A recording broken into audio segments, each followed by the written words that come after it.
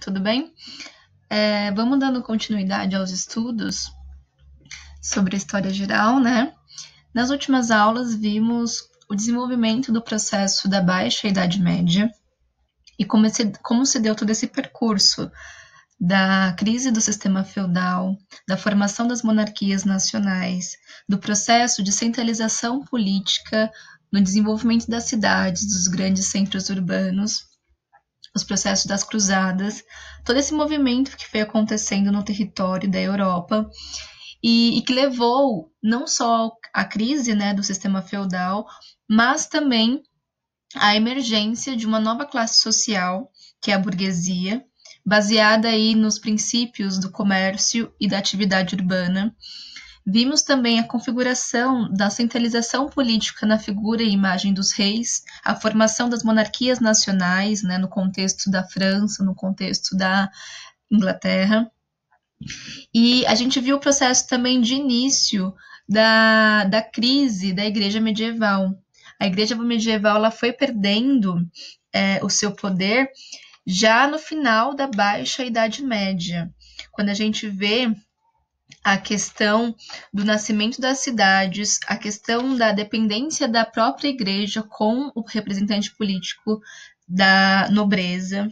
E a gente viu alguns fatores, né? A crise dos séculos XIV, a crise do século XV, a questão da peste negra. A Europa passou por movimentos muito conturbados no quesito de desenvolvimento comercial por conta das crises sucessores a isso.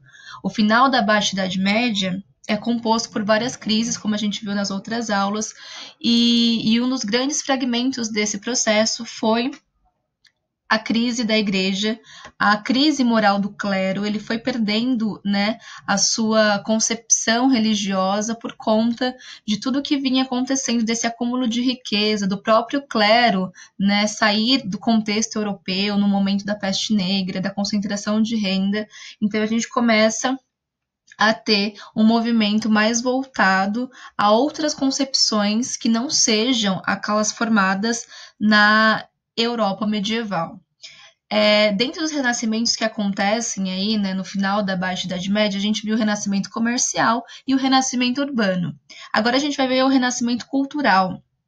É um movimento muito importante, é um dos mais importantes e de estudo, né, do contexto europeu, porque marca, né, toda a questão desenvolvimento racional, desenvolvimento científico, e que marcou muito o contexto da Europa como um todo e o Ocidente posteriormente.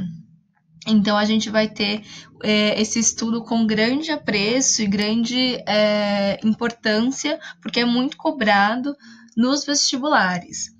Basicamente, o renascimento comercial ele começa aí por volta do século XIV e vai até o século XVI. Aqui eu coloquei a foto de uma obra, né, do Leonardo da Vinci. O Da Vinci ele é um dos grandes representantes, né, do renascimento cultural. Ele é a representação maior do que foi um renascentista. E a obra dele, Homem Vitruviano, mostra exatamente as concepções dos renascentistas.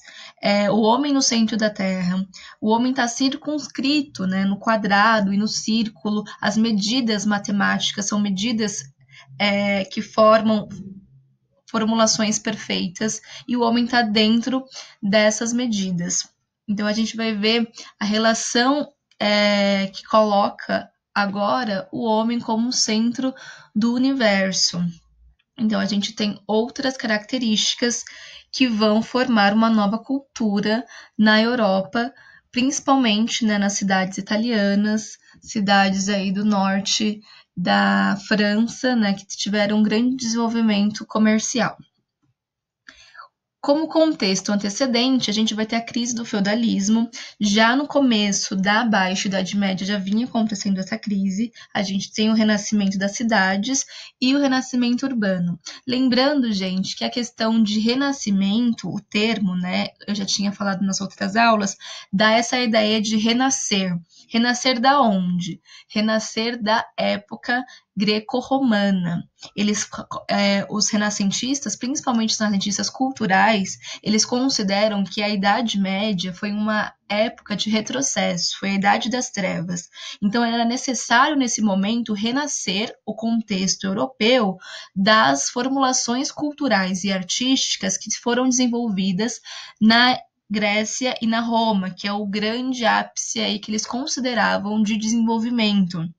Então, a Europa está renascendo tudo que foi perdido durante a Idade Média. É claro que são características pejorativas com relação ao contexto, né, da Idade Média, mas que, querendo ou não, o termo, né, a terminologia sobre que considera o nome Renascimento foi mais adequado e até os dias de hoje é utilizado. Mas é um termo que dá uma conotação de valor ao período da greco-romano e colocando o período da Idade Média como período obscurantismo, de completo retrocesso.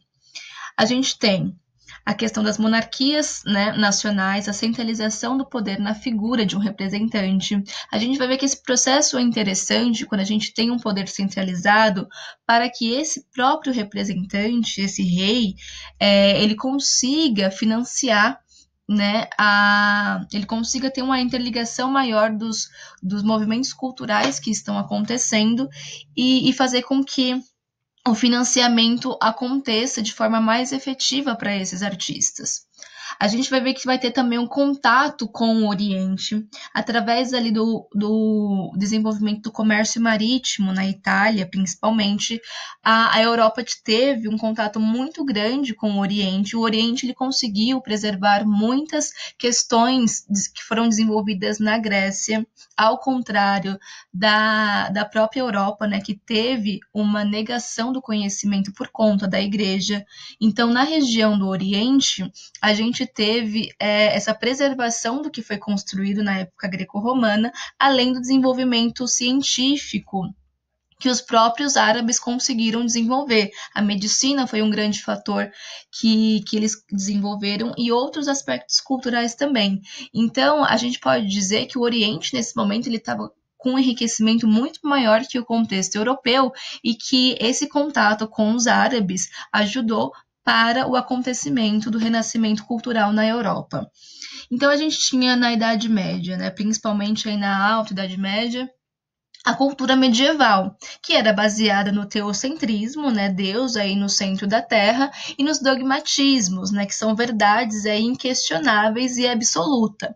Nesse momento, a gente vai ter também uma arte que se volte a esse pensamento. Então, o homem ele está submisso às vontades de Deus, o homem ele está estagnado, ele está parado.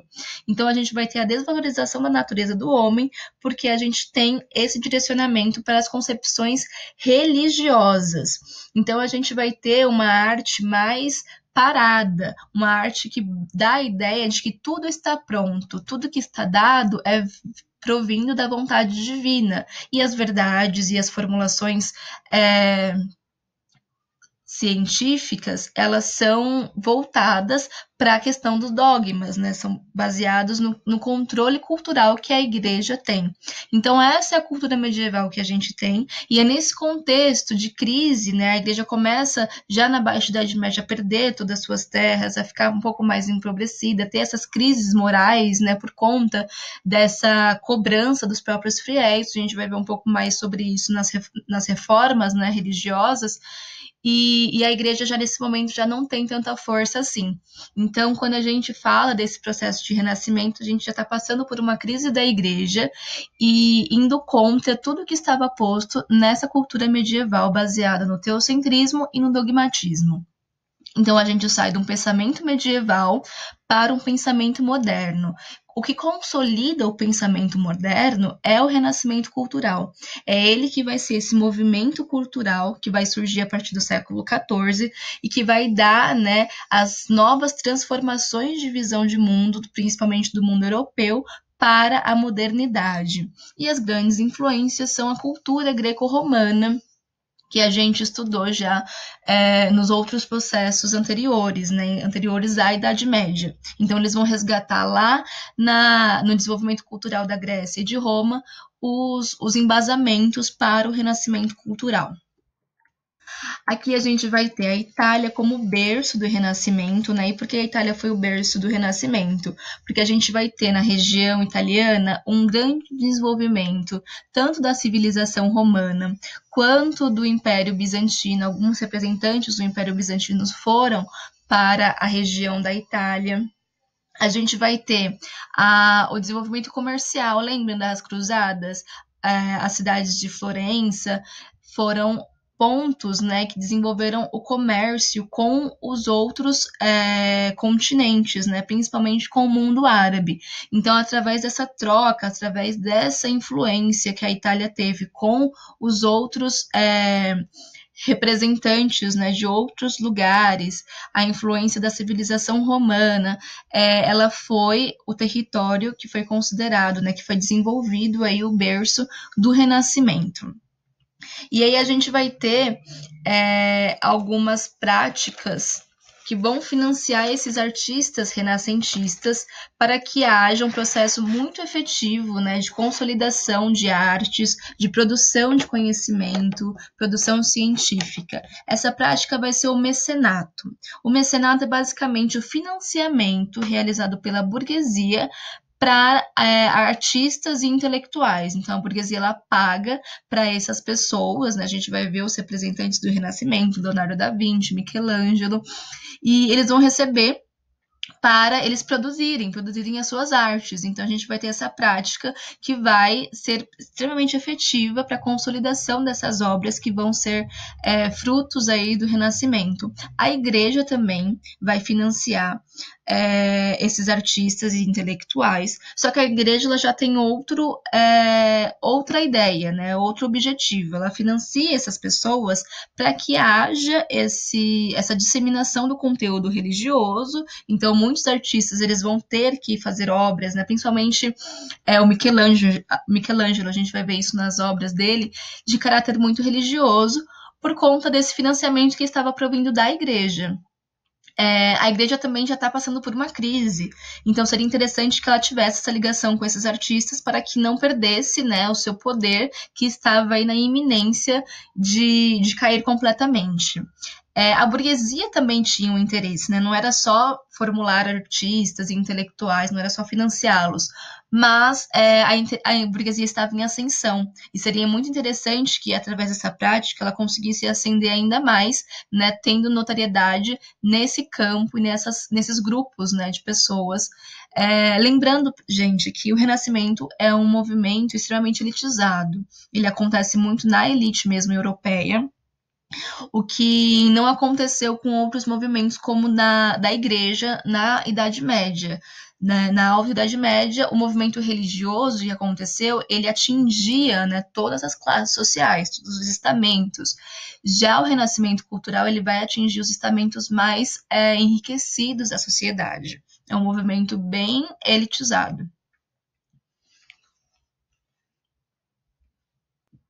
E aí a gente vai ter as características do Renascimento, né? A gente vai ter a negação dos valores medievais como principal vertente, eles vão negar tudo que aconteceu durante a Idade Média. O antropocentrismo é considerar o homem como o centro do universo.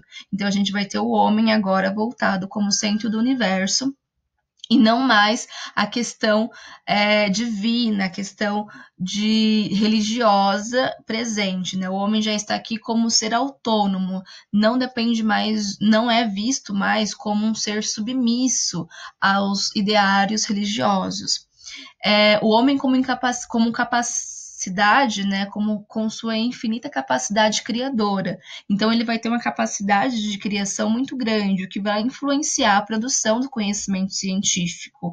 Isso vai ficar muito claro quando a gente vê o Leonardo da Vinci, que ele foi o representante maior do que era ser um renascentista, porque ele conseguiu ter uma capacidade criativa muito grande em várias áreas do conhecimento, biologia, anatomia, artes plásticas. Então, a gente vai ver que cada vez mais esses homens renascentistas, eles queriam ter uma formação de um intelecto maior, eles se preocupavam muito em conhecer sobre tudo, né? Então a gente vai ter essa capacidade infinita de criação. O individualismo, o homem como ser único e diferente dos demais homens, né, que estão presentes aí. Então a ideia do individualismo vai estar muito presente como dando uma característica de unicidade para cada pessoa. A valorização da razão e da ciência, né, em detrimento da fé. A gente viu que na Idade Média, principalmente na Alta Idade Média, a gente não tem o desenvolvimento nem a valorização da razão e nem do conhecimento científico, né? A fé que baseava tudo, eram os dogmas que formulavam o pensamento crítico das pessoas. E aqui a gente vai ter o processo agora vindo da valorização da razão e da ciência. E isso, gente, já foi muito desenvolvido lá na cultura greco-romana, né? Não sei se vocês lembram da gente estudando a questão dos filósofos, né? Aristóteles, Platão, que eles buscavam aí a questão da formulação do conhecimento científico através dos processos de racionalidade. Então, a gente vai ter totalmente essa alusão ao que já estava sendo desenvolvido, ao que foi desenvolvido na cultura greco-romana. E aí a gente vai ter também a retomada do conhecimento técnico e científico. E aqui a gente tem a formação, né, de vários conhecimentos que vão mudar realmente a história, né, da humanidade, vão dar outra concepção do que é a atuação do homem e do que é a elaboração aí dos pensamentos e do conhecimento da própria humanidade e do próprio sistema, né, solar que a gente vive. As fases do Renascimento, basicamente, é dividido mais por meio didático, né? Mas eles dividem o Renascimento em 3 momentos. Eu coloquei aqui os principais produtores, os principais renascentistas de cada movimento, de cada fase. Então aqui a gente vai ter a frase Trecento, que é relacionado aí aos anos, né, de 1300, mas se direciona ao século XIV. Então a gente vai ter o Giotto, Petrarca e o Boccaccio como principais representantes. Esses renascentistas que eu coloquei aqui são renascentistas italianos, né? Como a Itália foi a principal localidade que aconteceu o Renascimento, essa divisão basicamente se acontece mais claramente no território italiano. Então aqui a gente vai ter a segunda fase, que é o Quattrocento, que se liga ao século XV, né? E como principal representante a gente vai ter o Leonardo da Vinci, o Botticelli também, muito importante.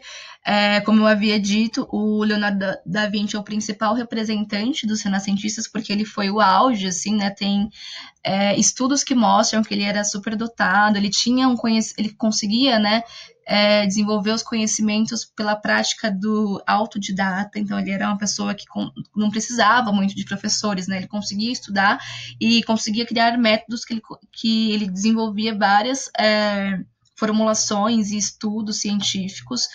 Ele desenvolveu muita coisa na botânica, anatomia, na própria, né, artes plásticas. Então, ele é muito importante mesmo. E aí a gente vai ter também a outra fase, que é o Cinquecento, que é do século XVI. E aí a gente vai ter o Nicolau Maquiavel e o Michelangelo. Então aqui eu coloquei alguns nomes, né, principais, só para uma forma mais didática para ter essa evolução das fases do Renascimento na Itália.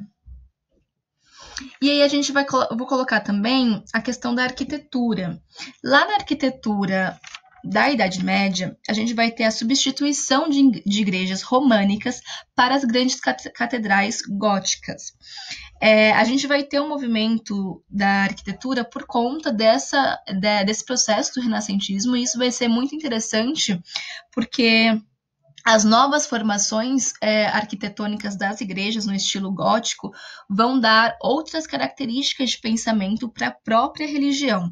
Então, no estilo românico, né, a gente tinha paredes mais sólidas, igrejas menores, formações arquitetônicas que tinham um caráter mais parado, mais robusto. Agora aqui a gente vai ter estilo, né, o estilo gótico, com algumas modificações, né? Vão ser formações arquitetônicas com vitrais muito altos, então os vitrais, eles vão ajudar na questão da oposição entre luz e sombra. A gente vai ver que nas partes de cima das igrejas, por conta dessas formações, as igrejas vão ser mais iluminadas na parte de cima e na parte de baixo menos iluminadas, representando assim a dicotomia entre céu e inferno. Então, em cima, né, a gente vai ter o céu com toda a sua luminosidade, e embaixo o mundo mais terreno, um mundo mais obscuro. Os arcos de ogiva são arcos mais redondos. Vou mostrar uma foto depois para vocês verem como é que são esses arcos. As torres laterais das igrejas são mais altas que a nave central. Então, a gente vai ter essa mudança, né, com igrejas maiores no estilo gótico por conta dessa formação e dessa dinâmica que a Europa está passando, e isso vai se exemplificar, né, e se representar nas igrejas também.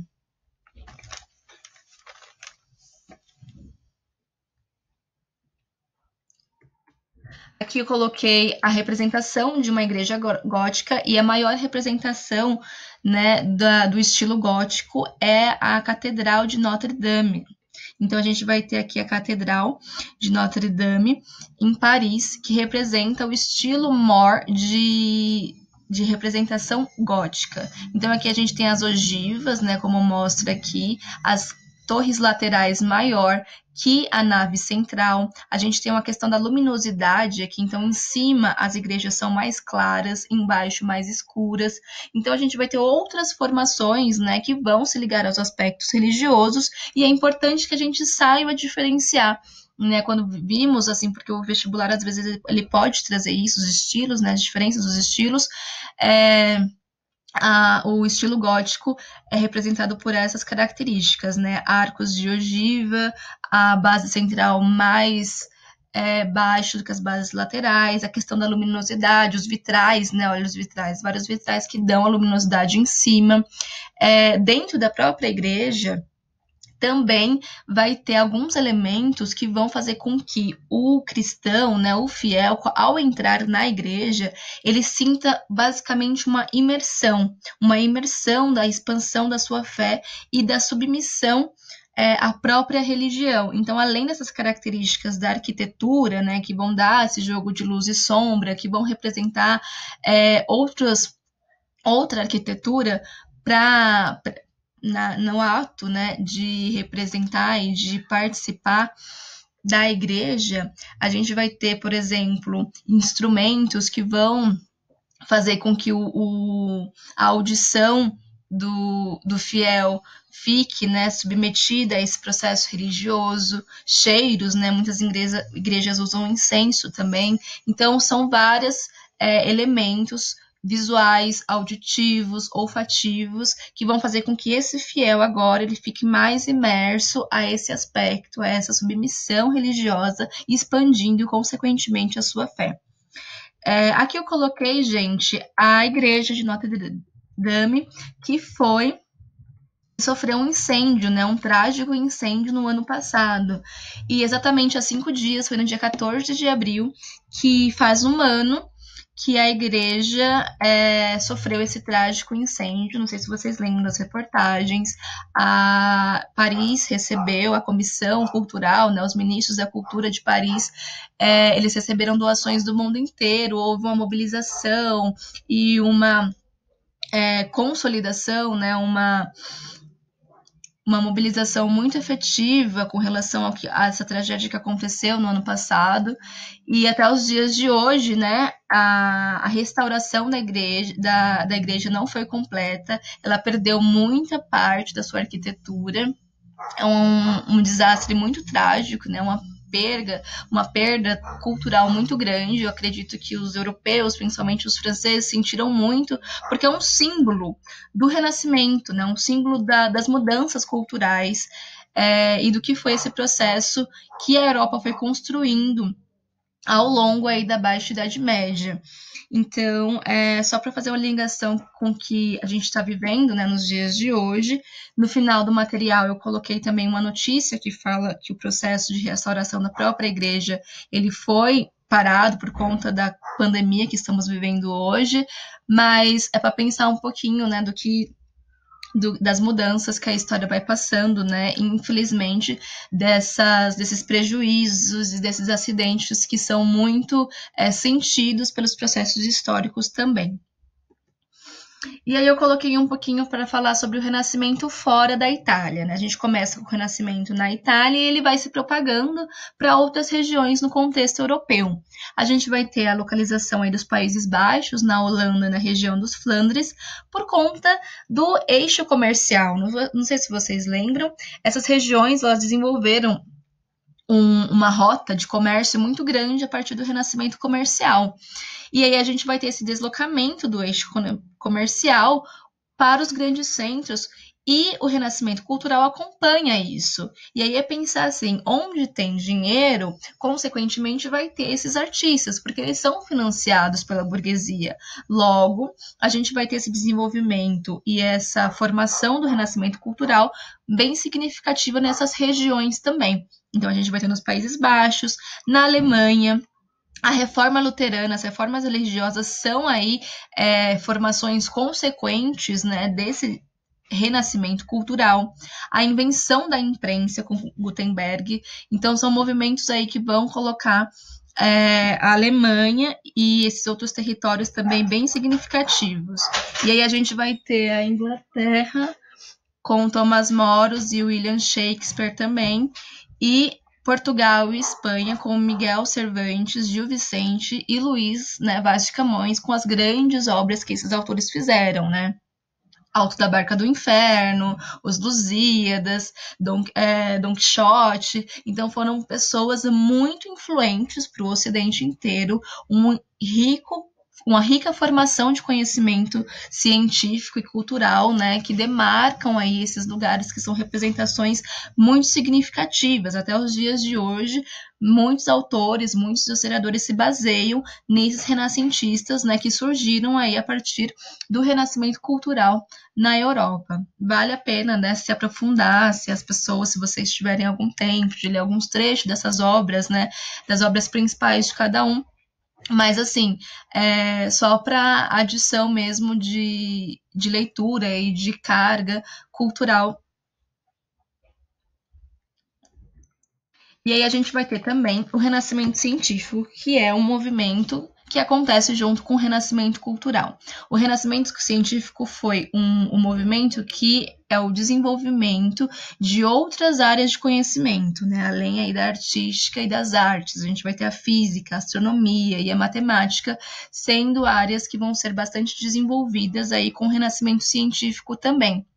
E aí é nesse momento que a gente tem a teoria heliocêntrica, colocando aí o Sol no centro do universo, através das proposições e formulações de Nicolau Copérnico e posteriormente, né, defendidas aí por Galileu Galilei, a gente vai ter o desenvolvimento da teoria heliocêntrica que vai entrar, né, no lugar da teoria geocêntrica, que era colocada aí pela Igreja, que ditava a Terra no centro do universo. Então a gente deixa de pensar a Terra, né, e a formação aqui que estava no centro do universo para pensar no Sol no centro do sistema solar.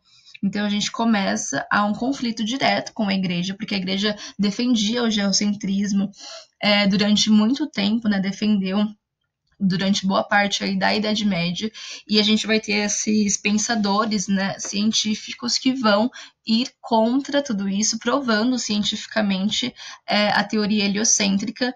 Galileu, junto com o Giordano Bruno, que foi outro representante científico que defendeu o heliocentrismo, eles vão ser condenados violentamente, né, pela Igreja, vão sofrer o processo de inquisição e condenados a fogueira, e a gente vai ter todo esse processo de intolerância mesmo, de conhecimento da própria igreja, esse movimento violento condenando essas pessoas. E aí só depois que a igreja vai reconhecer essa teoria, vai reconhecer esse atentado a essas pessoas. Estou colocando o diagrama para mostrar um pouco, né, o sistema heliocêntrico de Copérnico. Então a gente vai ter aqui a Terra, né, e os planetas em órbita em torno do Sol. Então a gente vai ter outra dinâmica, né? Antes era a Terra que estava no centro do universo, através das concepções aí formuladas pelo geocentrismo. Agora a gente vai ter todos os planetas, né, e a Terra em órbita em torno do Sol, configurando a teoria heliocêntrica proposta e desenvolvida inicialmente por Copérnico. E aí eu coloquei, gente, algumas das principais obras renascentistas. São muitas obras. Vale o conhecimento de procurar mais obras, porque foram muitas obras nesse período. Mas aí eu coloquei as principais obras e que provavelmente, né, quem tem um contato maior com a história da arte já deva conhecer, ou vai conhecer ainda mais as outras obras também. Aqui eu coloquei a do Botticelli, O Nascimento da Vênus.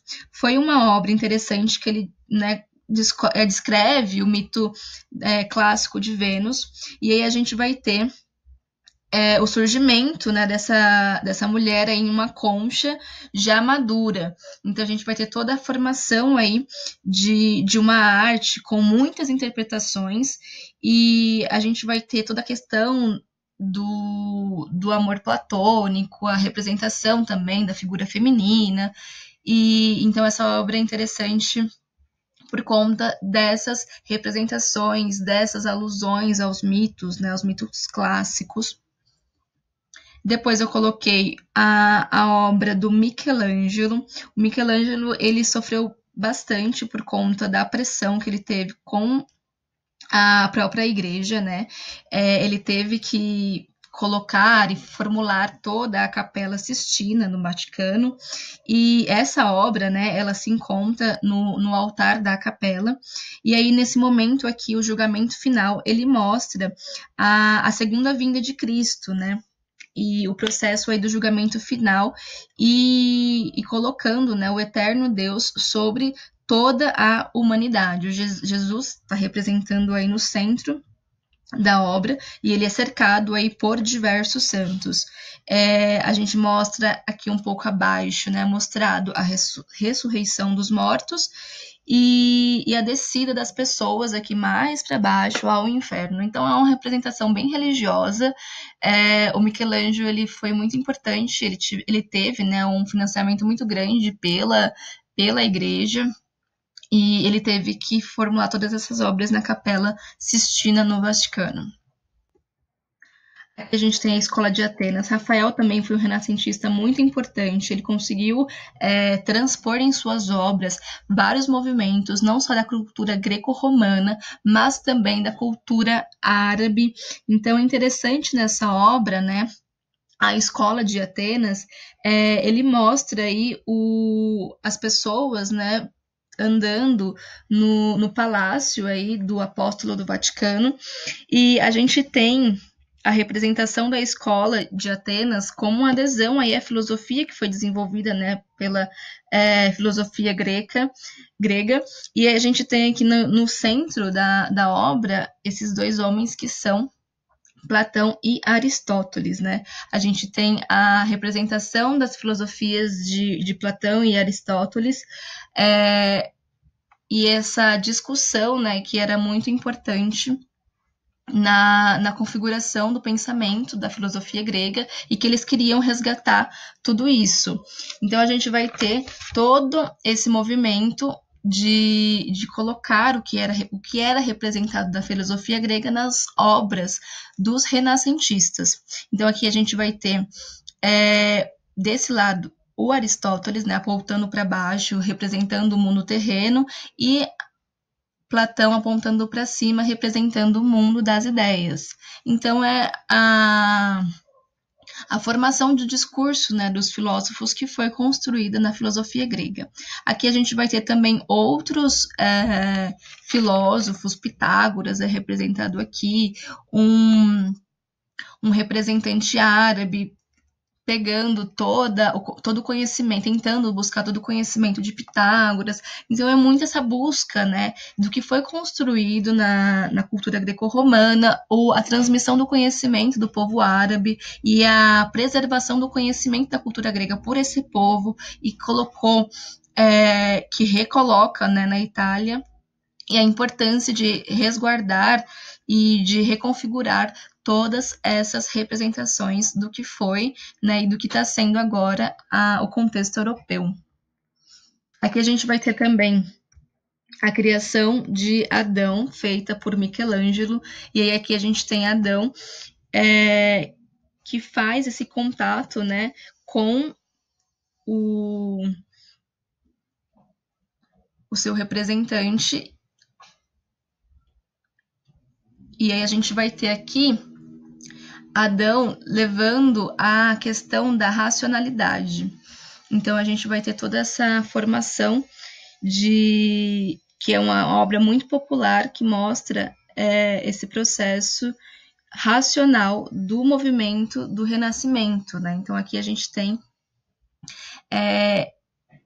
esse movimento que representa algo mais racional, dizem, né, que é a formação de um cérebro, e que ele está transmitindo a razão para o Adão, no caso aqui seria Deus, né, e o Adão estava transmitindo o processo racional. Então a gente tem todo esse movimento racionalista, a volta, né, do pensamento racional, que é representado nas obras dos renascentistas. Então eles buscavam a todo momento que a questão da ciência, da razão, fosse representada e ressignificada em suas obras. Então aqui a gente está em Adão, aqui, por exemplo, a imagem, né, seria a imagem de Deus que está levando a razão para ele. E o quadro, né, mais famoso do Leonardo da Vinci, que é a Mona Lisa, né, um dos quadros mais visitados do mundo, e a gente tem toda uma formação muito misteriosa do que representa, né, o quadro. Ele foi um trabalho que o próprio Da Vinci fala que ele nunca conseguiu finalizar, mas ele queria atingir a perfeição máxima através desse quadro. Então a gente vai ter um quadro muito visitado até os dias de hoje, e que querendo ou não, é de uma forma muito enigmática, né? Dizem que foi uma pessoa que ele era apaixonado, outras pessoas, tem várias interpretações diante desse quadro, falam que foi a própria representação do autor, do próprio Da Vinci, mas é tentar entender toda essa questão da perfeição e do que simboliza esse quadro para o Ocidente e para a Europa, né? Tendo aí o Da Vinci como principal renascentista, né? Então essa carga cultural e esse peso cultural que as obras renascentistas tiveram para a formação aí do mundo ocidente, é um dos quadros mais visitados do mundo e que pode ter inúmeras interpretações. E aí a Última Ceia também, do Leonardo da Vinci, representando aí toda a questão religiosa também, Jesus como ponto de fuga, no centro aí da tela. Então são inúmeras interpretações que tem, e a importância dessas formações culturais desses renascentistas, né, desses autores, desses artistas intelectuais. E aqui, gente, eu coloquei um resumo que é interessante vocês memorizarem para, na hora da prova, na hora das questões, principalmente de segunda fase, lembrarem um pouco das características do Renascimento. A Unesp, ela gosta muito de cobrar sobre esse período, né, principalmente. E aí eu coloquei a palavra carinho, e cada letra significa uma característica do processo renascentista que a gente viu hoje. O C de cientificismo, o A de antropocentrismo, R, racionalismo, individualismo, naturalismo. Aqui a questão do naturalismo é que eles representavam a natureza, né, de outra forma. Da Vinci, ele estudou muito a botânica. Então, a questão do naturalismo é você colocar as formas naturais e a relação até do homem com a natureza de outras formas, além do que era colocado na igreja, além das formulações dos dogmas que era passado na Idade Média. humanismo, né? São representações que se voltam aí para a questão do homem e das relações do homem com a própria natureza. Aqui no H também, gente, vocês podem colocar o hedonismo, que é outra característica do Renascimento, que é essa busca pela felicidade. E a gente também tem o otimismo, eles eram muito otimistas, né, com relação ao pensamento moderno. A gente já está falando de pensamento moderno, a gente já está falando de uma nova sociedade, que tem uma burguesia que financia esses artistas, que querem, né, recuperar e ressurgir as questões filosóficas e científicas greco-romanas. Então eles eram carregados também de otimismo. Então achei interessante, muitos historiadores, muitas pessoas que ensinam história, né, utilizam esse um macete, né, para ajudar a memorizar mesmo as características do Renascimento. Eu achei muito, muito válido. Aqui eu coloquei uma questão que caiu ano passado na Unesp, e aí ela coloca a questão da catedral mesmo de Notre Dame, em Paris, né, que sofreu um incêndio em abril, e aí ele pergunta exatamente qual que era a arquitetura, né, qual que era a arquitetura gótica, românica, clássica, Arte Nouveau ou eclética. E como a gente viu nessa aula, né, ela é gótica, ela é expressa na verticalidade e nos empregos dos arcos. Lembra dos arcos ogivais, que é essas ogivas aqui, e nos vitrais. Então, em cima do estilo gótico vai ter muito vidro, porque eles querem esse contraste de luz e sombra. Então, sempre quando vocês virem uma obra, né, gótica, lembre dessas características: verticalidade, arcos ogivais, vitrais, a questão da luz e sombra. Então, basicamente, foi essa questão, né, que caiu ano passado. E aqui eu coloquei um material de apoio, os museus online. Os museus online, eles têm todas as obras do Renascimento, e é muito interessante, porque dá para visitar o museu inteiro, né, da própria casa. E aí eu coloquei o Museu do Louvre e do Cluny, Museu Cluny. É interessante pegar por época, vocês colocam lá Renascimento, vai aparecer todas as obras dos renascentistas, e é um estudo bem interessante. Eu acho que vale a pena essa viagem aí online. E aqui eu coloquei uma matéria também falando do incêndio, né, que completou agora um ano da catedral, e a revolução não, a propagação disso a partir do que está acontecendo no mundo hoje, que é a pandemia, né? Eles infelizmente tiveram que parar o processo aí de restauração, mas a resistência, né, e a importância de se pensar nisso nesse momento também difícil que a gente está vivendo. É basicamente isso, gente. O Renascimento vale ter um conhecimento mais aprofundado, porque ele tem grande importância, né, para o Ocidente, a sua formação e as suas influências no mundo inteiro, principalmente no contexto europeu.